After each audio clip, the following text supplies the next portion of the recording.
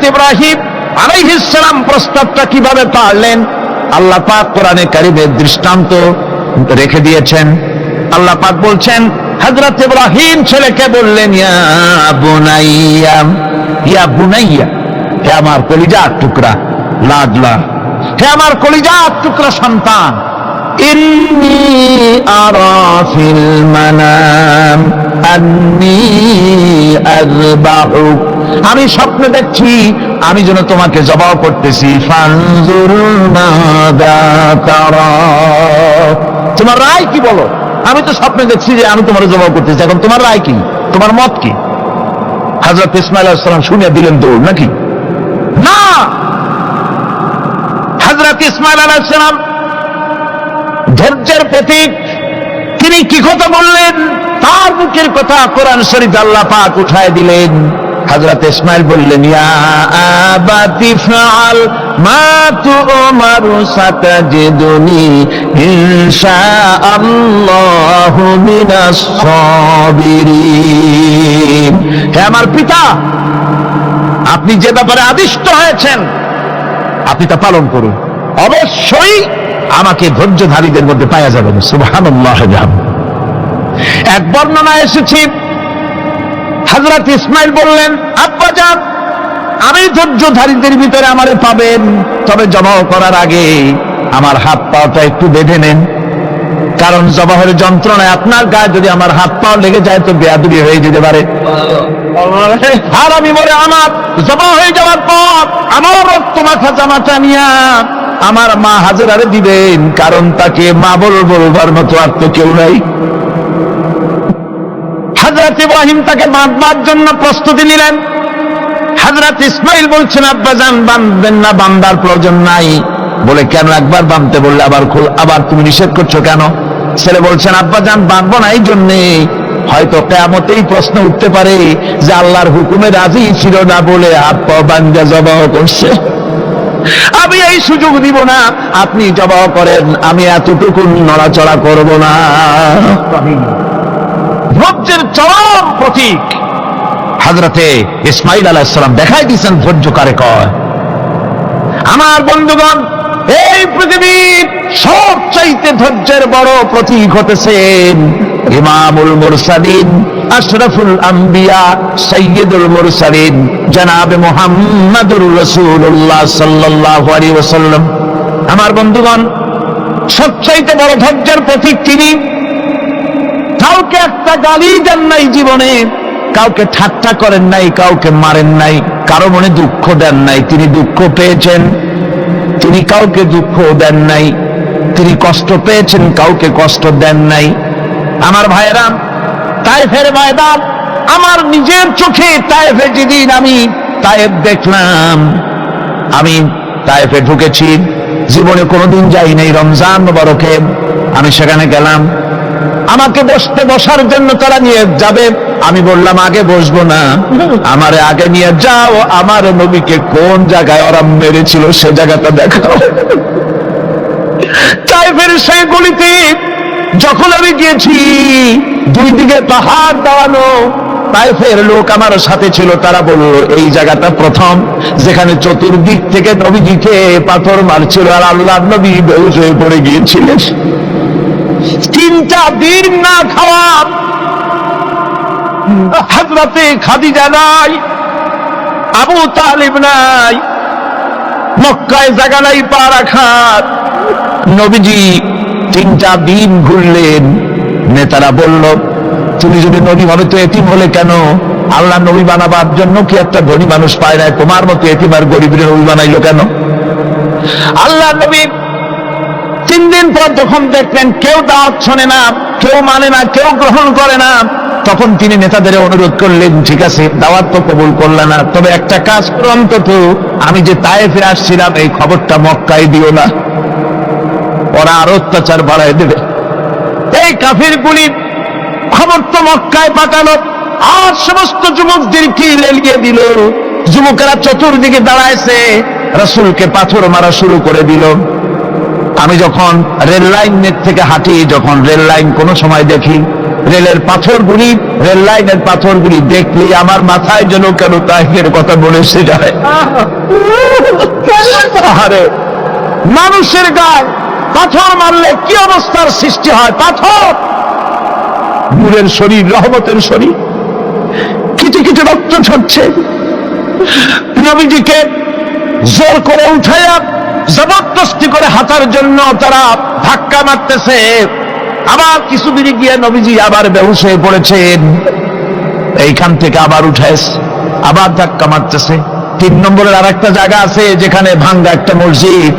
তাইফের লোকেরা আমাকে বলল এই জায়গাটা হলো শেষ জায়গা যেখানে রাসূল করিম তৃতীয়বারের মতো বেহুশ হয়েছিলেন। এখানেই হুজুরের রক্ত ঝরেছে বেশি। 2 রাকাত নামাজ পড়লাম, সিজদায় পড়ে এমন কান্না কাঁদলাম আল্লাহর কাছে।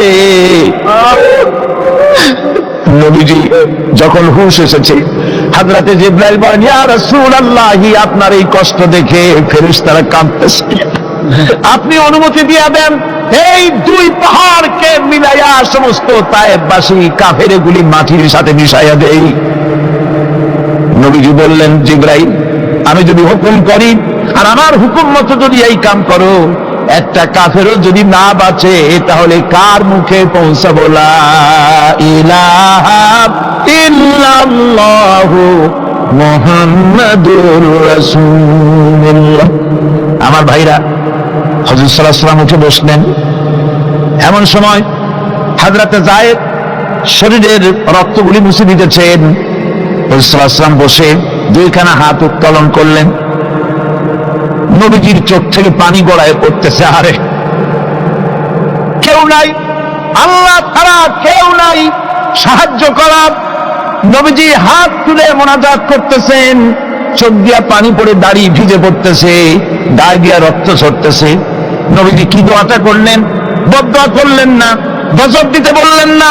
নবীজি দোয়া করলেন, রব্বুল আলামিন, এই তায়েফের লোকেরা আজকে আমার সাথে যে ব্যবহারটা করেছে, ওরা বোঝে নাই যে আমি তোমার নবী, ওরা বোঝে নাই যে আমি তোমার রাসূল। না বুঝে আমার উপরে যে অত্যাচারটা করলো, আল্লাহ তুমি এই জন্য রাগ করে এই তায়েফে তুমি গজব দিও না। আল্লাহ পাক পরবর্তী সময় হুজুরকে স্মরণ করায় দিলেন, ওয়া মা আরসালনাকা ইল্লা রাহমাতাল লিল আলামিন। ও নবী, আপনি হচ্ছেন আমার সমস্ত সৃষ্টি জগতের জন্য, আপনি আমার বাবা, আমার গোটা বিশ্বের জন্য আপনার, আমার সৃষ্টি জগতের জন্য আপনি আমার করুণা। একটা লোক রাসূলের এই কষ্ট দেখে বাগান থেকে 1 গ্লাস আঙ্গুরের শরবত এনে হাজির করেছে। এত কষ্টের পর 3 দিনের না খাওয়া আঙ্গুরের একটা শরবত পাইয়া হুজুর খুব খুশি হলেন। শরবত গ্লাস পান করে হুজুর বলছেন, তোমার নাম না আত্তাস? তিনি বলছেন, হ্যাঁ হুজুর, আমার নাম আত্তাস। তোমার বাড়ি না ইউনূস আলাইহিস সালামের গ্রামে? বলে, হ্যাঁ, আমার বাড়ি সেই গ্রামে। তা আপনি কি করে জানলেন আমার নাম আত্তাস আর আমার বাড়ি ইউনূস আলাইহিস সালামের গ্রামে? আপনি জানলেন কি করে? হুজুর বললেন, আমি নবী, হযরত ইউনূস নবী, একজন নবীর খবর আর একজন নবীর কাছে থাকে। রাসূল করিম সাল্লাল্লাহু আলাইহি ওয়াসাল্লাম সবর ইখতিয়ার করেছিলেন, ধৈর্য অবলম্বন করেছিলেন, আর আল্লাহ পাক তাকে নির্দেশ করেছেন, সবর করো। ওয়াত্তাবি' মা ইউহা ইলাইকা ওয়াসবির হাত্তা ইয়াহকুমাল্লাহ। তুমি কেবল সেই জিনিসের অনুসরণ করো যা আমি তোমার প্রতি অবতীর্ণ করেছি। আমি আপনার উপরে যেটা অবতীর্ণ করেছি তার অনুসরণ করুন, আর সবর ইখতিয়ার করুন যতক্ষণ না আল্লাহর পক্ষ থেকে চূড়ান্ত ফয়সালা না আসে। ধৈর্য ধরুন, ধৈর্য ধরুন। আমার ভাইরা, কাফেরদের নির্যাতনের মোকাবেলায় আল্লাহ পাক তার হাবিবকে সান্ত্বনা দিয়েছেন। যখন কাফেররা নির্যাতন করতেছে, আহারে হযরতে বেলাল নির্যাতিত, হযরতে সুমাইয়া নির্যাতিতা, হযরতে খাব্বাব, হযরতে খুবাইব, হযরতে আম্মার রিদওয়ানুল্লাহি তাআলা আলাইহিম আজমাইন, এত মার হতেছে। হযরতে ওমর হযরতে খাব্বাব রাদিয়াল্লাহু তাআলা আনহুকে খোলা গায়ে দেখে বলছিলেন, খাব্বাব রে, তোমার পিঠে এত গর্ত কেন? এত গর্তওয়ালা পিঠ তো আমি মানুষের দেখি নাই, এত সিকুল কোমরওয়ালা মানুষ তো দেখি নাই। তিনি বলেছেন, ওমর তুমি কি ভুলে গেছো ইসলাম কবুল করার অপরাধী কাফির বেঈমানেরা আগুন জ্বালায়া আগুনের উপরে আমাকে চিৎ করে শোয়াছে, আমি যেন নড়াচড়া করতে না পারি সেজন্য আমার বুকের উপরে পাথর চাপা দিয়ে রেখেছিল। গায়ের চর্বি আর রক্ত গলে গলে পড়ে আগুন নিবেছে, আর আগুন গোস্ত পুড়ে যে পিঠের মধ্যে প্রবেশ করেছিল আজও পর্যন্ত পিঠের সেই গর্ত সেরে যায় নাই। এভাবে অত্যাচার হচ্ছিল সাহাবীদের উপর। আল্লাহ রাব্বুল আলামিন তার হাবিবকে সান্ত্বনা দিলেন, ওয়াসবির ওয়া মা সাবরুকা ইল্লা বিল্লাহি ওয়া লা তাহজান আলাইহিম ওয়া লা তাকু ফি গায়তিন মিম্মা ইয়ামকুরুন। হে রাসূল, সবরের সাথে কাজ করতে থাকুন। আপনার এই সবরের তৌফিক তো আল্লাহই দিয়েছেন, আর ওদের সমস্ত ষড়যন্ত্র, ওদের অপকৌশলে আপনি দুঃখিত হবেন না, চিন্তা করবেন না, ভারাক্রান্ত হবেন না, আপনি নিশ্চিত থাকুন। ওয়াসবির লিহুকমি রাব্বিকা ফাইন্নাকা বিআয়ুনিনা। হে নবী, আপনার রবের চূড়ান্ত ফয়সালা আসা পর্যন্ত ধৈর্য ধারণ করুন, আপনি তো আমার চোখের সামনে। সুবহানাল্লাহ, সুবহানাল্লাহ। আপনি আমার চোখের সামনে, কে আপনাকে কি করবে আমি দেখবো না? সুবহানাল্লাহ। মন্ত্রী যদি, এই সলিমুদ্দিন মার্কা মন্ত্রী যত আছে, এই মন্ত্রীরা ভূমিকা দেখাতে ভয় কিসে? আমি তোকে দেখছি না? সাহসটা কেমন বাড়ে, কেমন বাড়ে সাহস। আরে কোন মন্ত্রী ছাতা মাতা না, কোন প্রেসিডেন্ট রাজা বাচ্চা না, আকাশ আর জমিনের মালিক আমার আল্লাহ রাব্বুল আলামিন বলছেন, হাবিব কোন চিন্তা নাই, আপনি আমার চোখের সামনে। ওরা চায় আপনাকে দুনিয়া থেকে মিটাই দিতে, আর আমি চাই ওয়ারাফানা লাকা যিকরাক, আপনার প্রশংসা তো হবে গোটা বিশ্ব জুড়ে, সর্বত্র ছড়িয়ে যাবে আপনার নাম। সুবহানাল্লাহ বিহামদিহি। আল্লাহ পাক অন্যত্র বলেছেন, ওয়ালাকাদ কুযযিবাত রুসুলুম মিন ক্বাবলিকা ফাসাবারু আলা মা কুযযিবু ওয়া উযু হাত্তা আতাহুম নাসরুনা। হে মুহাম্মদ সাল্লাল্লাহু আলাইহি ওয়াসাল্লাম, আপনার পূর্বে অসংখ্য নবী রাসূল এই পৃথিবীতে আসছে এবং জুলুম আর নির্যাতনের শিকার তারা হয়েছেন, অবশেষে তাদের প্রতি আল্লাহর সাহায্য এসেছে। সুতরাং আপনাকেও ধৈর্য ধারণ করতে হবে, ধৈর্য ছাড়া কোনো পথ নাই, ধৈর্য আপনাকে ধারণ করতেই হবে। আর এই ধৈর্য ধারণ করলে পরে আল্লাহর চূড়ান্ত ফয়সালা আসবে, তখন আল্লাহ পাক মেহেরবানি করবেন। আমার ভাইরা, এই ধৈর্য পৃথিবীর সমস্ত পয়গম্বররা ধৈর্য অবলম্বন করেছেন, কখনো অধৈর্য হন নাই। দিন কায়েমের সংগ্রামে নবী রাসূলগণ দারুণ ভাবে সবর ইখতিয়ার করেছেন। বৃদ্ধবাদীদের সকল রকমের নির্যাতন, অপকৌশল, ষড়যন্ত্র, এই সব কিছু মোকাবেলা করেছেন ধৈর্যের নীতি অবলম্বন করি। কখনো ধৈর্যচ্যুতি তাদের মধ্যে ঘটেনি, বরং আল্লাহ রাব্বুল আলামিন তাদের প্রতি সন্তুষ্ট হয়েছেন। যারা এই ধৈর্য ধরেছে তাদের উপরে সন্তুষ্ট হয়ে আল্লাহ রাব্বুল আলামিন বলেছেন, ওয়া কাআইয়িম মিন নাবিয়্যিন কাতালা মাআহু রিব্বিয়ুন কাসীর। এর আগে অনেক নবী এসেছিলেন যাদের সাথে বহু আল্লাহর লড়াই করেছেন। فما وهنوا لما أصابهم في سبيل الله وما ضعفوا وما استكانوا। আল্লাহর পথে তাদের উপর যত বিপদ এসেছিল তারা হতাশ হয়ে পড়েন নাই, দুর্বলতা দেখাননি, বাতিলের সামনে মাথা নত করেন। ওয়াল্লাহু ইউহিব্বুস সাবিরিন। আর আল্লাহ পাক ধৈর্যশীল যারা, তাদেরকে আল্লাহ পাক ভালোবাসেন। আমার ভাইরা, ধৈর্যের পরিচয় রাসূল করিম সাল্লাল্লাহু আলাইহি ওয়াসাল্লাম উহুদের ময়দানে যখন আক্রান্ত হয়ে গেলেন, চতুর্দিকে কাফেররা ঘিরে ধরেছে, বাঁচার কোনো পথ নাই, সাহাবায়ে কেরাম রাসূলকে পাহারা দিলেন। যারা রাসূলকে পাহারা দিতে দাঁড়াইছেন, জীবন দিয়া পাহারা দিতে দাঁড়ায় গেছে, রাসূলের দিকে মুখ দিয়া, পিঠটা বাইরের দিকে দিয়ে রাসূলকে পাহারা দেওয়া শুরু করেছেন। হুজুরকে পাহারা দিতে যারা দাঁড়িয়েছিলেন, কাফের কর্তৃক নিক্ষিপ্ত কি তীরগুলি এসে যখন বিঁধতেছিল, শুধু একজন সাহাবী হযরত তালহার পিঠের ভিতরে রাসূলকে হেফাজতের জন্য 80টা তীর একজনের পিঠের মধ্যে গিয়ে তুলেছে। এক অসতর্ক মুহূর্তে নবীজির ডান্ডা মোবারক শহীদ হয়ে গেল, শিরস্ত্রাণ ভেঙে গেল, লোহার কড়া প্রবিষ্ট হয়ে গেল কপালের ভিতরে। হুজুর মাথা ঘুরে পড়ে গেলেন। হযরত আবু উবাইদা রাদিয়াল্লাহু তাআলা আনহু হুজুরের মস্তক মোবারককে করে নিয়ে তারপরে বহু কষ্ট করে মাথা থেকে লোহার কড়া বের করলেন। এবার ওই কড়ার ছিদ্র দিয়ে রক্ত আসতেছে, মুখ দিয়ে রক্ত পড়তেছে, দাড়ি ভিজে যাচ্ছে। বুখারী শরীফে এসেছে, আল্লাহর নবী দুইখানা হাত নিজের চেহারার উপরে মলে আনে, টাটকা রক্ত চোখের সামনে দেখে বলছেন, আহারে, এই কওমের ফালা কি করে হবে, এই কওমের মুক্তি কি করে হবে, এই কওমের নাজাত কি করে হবে, যে কওম তার নবীর চেহারা রক্ত দিয়ে লাল বানাইয়া দিল। নবীজি বললেন, আল্লাহুম্মা গফির লি কওমি ফাইন্নাহুম লা ইয়ালামুন। আয় আল্লাহ পাক, আমার এই কওম বুঝতে পারে না, ওদেরকে মাফ করে দাও। খবর ছড়িয়ে গেল নবীজি শহীদ হয়ে গিয়েছেন। খবর ছড়িয়ে গেল চতুর্দিকে, মদিনায় খবর ছড়িয়ে গেল। মানুষ পাগলের মতো দৌড়ানো শুরু করে দিল। এক মেয়ে লোক দৌড়াচ্ছে উহুদের দিকে, কয়েকজন সাহাবীর সঙ্গে দেখা। তারা জিজ্ঞেস করলেন, দৌড়াও কেন, মহিলা যাও কই?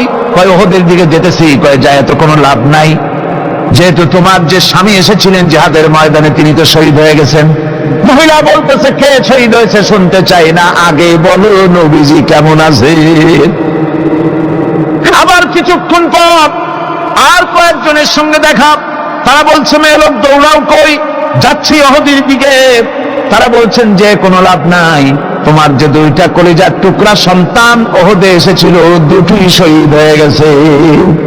মা বলতেছে, ও সাহাবী, কে শহীদ হয়েছে শুনতে চাই না, তাড়াতাড়ি করে বলো আল্লাহর নবী মুহাম্মদ রাসূলুল্লাহ সাল্লাল্লাহু আলাইহি ওয়াসাল্লাম কেমন আছেন। দৌড়াতে দৌড়াতে উহুদের মাঠে সাহাবায়ে কেরাম পরিবেষ্টিত। আল্লাহর নবীর কাছে গিয়ে হুজুরের জীবিত চেহারা মোবারকের দিকে তাকায়া মেয়ে লোকটি কাঁদতেছে আর বলতেছে, ইয়া রাসূলুল্লাহ, আমার স্বামী মরা শোক, আমার কলিজার টুকরা দুইটা সন্তান মরা শোক, আমার কলিজা থেকে মুছে গেছে, আপনি বেঁচে আছেন, তামাম মুসলমানদের এর চাইতে বড় সান্ত্বনা আর নাই। ভাইরা আমার, রাসূল করিম সাল্লাল্লাহু আলাইহি ওয়াসাল্লাম এভাবে করে ধৈর্যের পরিচয় দিয়েছেন। গালাগালি দেন নাই, রাগ করেন নাই, বদদোয়া করেন নাই। সুবহানাল্লাহ কোন, সুবহানাল্লাহ। ভাইরা আমার, এই সবর এমন মহান বৈশিষ্ট্য এর মধ্যে রয়েছে। জিহাদের ময়দানে যদি লোক কম হয় আর যদি তাদের মধ্যে সবর থাকে, বেশি সংখ্যক লোকের উপরে আল্লাহ পাক সবরকারীদেরকে বিজয়ী করে দিবেন। কোরআনে কারীমে রব্বুল আলামিন বলেন, কাম মিন ফিয়াতিন কালিলাতিন গালাবাত ফিআতান কাসীরাতান বিইذনিল্লাহ ওয়াল্লাহু মা'আস সাবিরিন। এমন ঘটনার বহু নজির আছে যে কম সংখ্যক লোকেদের উপরে আল্লাহ পাক, বেশি সংখ্যক লোকেদের উপর আল্লাহ পাক কম সংখ্যক লোকদেরকে জয়ী করে দিয়েছেন। আল্লাহু মা'আস সাবিরিন, আর আল্লাহ আছে ধৈর্যশালীদের সাথে। আল্লাহ আছে কাদের সাথে? দেখেন না বদরের কামটা, বদরের ময়দান, 313 জন মুসলমান, অস্ত্রপাতি নাই, সামান্য সামান্য অস্ত্র, আর কাফেরেরা এসছে হাজারেরও বেশি। আমার বন্ধুগণ, ধৈর্যের কত বড় কাম দিল, ধৈর্য ধারণ করেছেন তারা, আল্লাহর উপরে ভরসা করেছেন। আল্লাহ রাব্বুল আলামিন অস্ত্রের কাজ কি দিয়া করায় দিলেন। একজন সাহাবী এসে বলছেন, হুজুর, জিহাদের ময়দান, ইসলামের প্রথম জিহাদ, আমার কাছে তো অস্ত্র নাই, মেহেরবানি করে একটা অস্ত্র আমারে দেন, আমি লাফায় পড়ি জিহাদের মধ্যে। হুজুর বলেন, অস্ত্র তো আমার কাছে নাই, দিবটা কি? সাহাবী বলছেন, হুজুর, অস্ত্র না থাকে যা পারেন তাই দেন, আপনার হাত দিয়ে যা দিবেন আমি দাঁড়ায় থাকতে পারবো না, জেহাদে আমাকে শরীক হতেই হবে। নবীজি কাছে পেলেন একখানা শুকনা খেজুরের ডালখানা তুলে সাহাবীর হাতে তুলে দিলেন। সাহাবী বলেন, রাসূলের হাতের দেওয়া শুকনা খেজুরের ডালটা নিয়ে আমি যখন কাফেরদের ভিড়ের মধ্যে ঝাঁপায় পড়ে যখন শুকনা খেজুরের ডাল দিয়ে আঘাত দিলাম, তখন ধারালো তরবারে দিয়ে আঘাত করলে যে কাম হয়, শুকনা খেজুরের ডালের আঘাতে কাফের দ্বিখণ্ডিত হয়ে জমিনে পড়ে গেল। ভাইরা আমার, আল্লাহ রাব্বুল আলামিন সবর যারা করে সংখ্যা যদি কম হয় আল্লাহ পাক তাদেরকে বিজয়ী করে দেবেন, এই ওয়াদা আল্লাহ রাব্বুল আলামিন করেছেন। এই সবরের গুণ ছাড়া জান্নাতেও প্রবেশ করা যাবে না, সবর যদি না থাকে বেহেশতে যাওয়া যাবে না। ভালো করে মনে রাখেন, আল্লাহ পাক বলছেন, আম্মা হাসিবতুম আন তাদখুলুল জান্নাতা ওয়া লাম্মা ইয়া'লামিল্লাহুল্লাযীনা জাহাদু মিনকুম ওয়া ইয়া'লামাস সাবিরিন। তোমরা কি মনে করেছো এমনি বেহেশতে চলে যাবা? এটা কি মামু বাড়ির আবদার নাকি? এমনি বেহেশতে চলে যাবা? অথচ আল্লাহ রাব্বুল আলামিন এখনো দেখেন নেননি যে তোমাদের মধ্যে কারা জিহাদ করতে প্রস্তুত, কারা তোমাদের মধ্যে জিহাদ করে জান দেওয়ার জন্য প্রস্তুত, আর কারা ধৈর্যধারী, এটা তো আল্লাহ এখনো দেখে নেন নাই। সুতরাং যা হক এবং বাতিলের সংগ্রামে লিপ্ত হতে হবে। আল্লাহ দেখতে চান কারা জীবন দিতে চায়। সুতরাং ইসলামী আন্দোলনে যারা শরীক হবে তাদের বিপদ এবং মুসিবত দিয়ে আল্লাহ রাব্বুল আলামিন তাদের সাহসিকতা এবং ধৈর্যের পরীক্ষা নেবেন। কোরআনে কারীম বলছেন, وَلَنَبْلُوَنَّكُمْ حَتَّى نَعْلَمَ الْمُجَاهِدِينَ مِنكُمْ وَالصَّابِرِينَ وَنَبْلُوَ أَخْبَارَكُمْ। অবশ্যই আমি তোমাদেরকে পরীক্ষার সম্মুখীন করব, আর তোমাদের মধ্যে সত্যিকার মুজাহিদ দৃঢ়তা অবলম্বনকারী কারা আমি তা দেখব। এটা যেন আমি দেখে নিতে পারি, সেই জন্য আমি বিপদ এবং মুসিবতের মধ্যে তোমাদের ফেলবো। ধৈর্যধারীদের উপরে আমার রহমত অবশ্যই থাকবে। খবর এমন এক সম্পদ যা ধারণ করলে পরে আল্লাহ রাব্বুল আলামিন রাষ্ট্রীয় ক্ষমতা দান করে দেন। কোন সুবহানাল্লাহ, জোরে কোন সুবহানাল্লাহ। ধৈর্য ধারণ করলে আল্লাহ রাষ্ট্রের মতো বিরাট নিয়ামত আল্লাহ হাতে তুলে দিবেন। তার প্রমাণ কোরআন শরীফ আল্লাহ বলছেন, বনি ইসরাঈলরা মিশর থেকে যখন বহিষ্কার হয়ে গেল, তাদের যখন পা রাখার কোনো জায়গা থাকলো না, বনি ইসরাঈলরা মিশর থেকে যখন বহিষ্কার হয়ে গেল, এরপরে আল্লাহ পাক তারা যখন ধৈর্য অবলম্বন করলো, আল্লাহ পাক তাদের ব্যাপারে বলছেন, ওয়া আওরাসনাল কওমাল্লাযীনা কানু ইস্তাদআফুনা মাশারিকাল আরদি ওয়া